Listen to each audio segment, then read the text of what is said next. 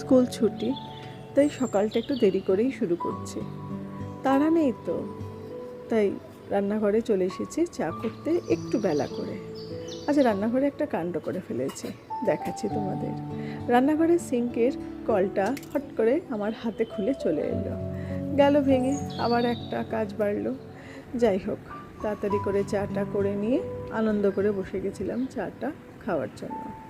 চা খেয়ে নিয়ে কাপটা যখন ধুতে গেছি, হঠাৎ নজর পড়লো জানলার বাইরে পেঁপে গাছটাতে। পেঁপেগুলো বেশ বড় হয়েছে, তাই ভাবলাম যাই, চট করে একটা পেঁপে তুলে নিয়ে আসি।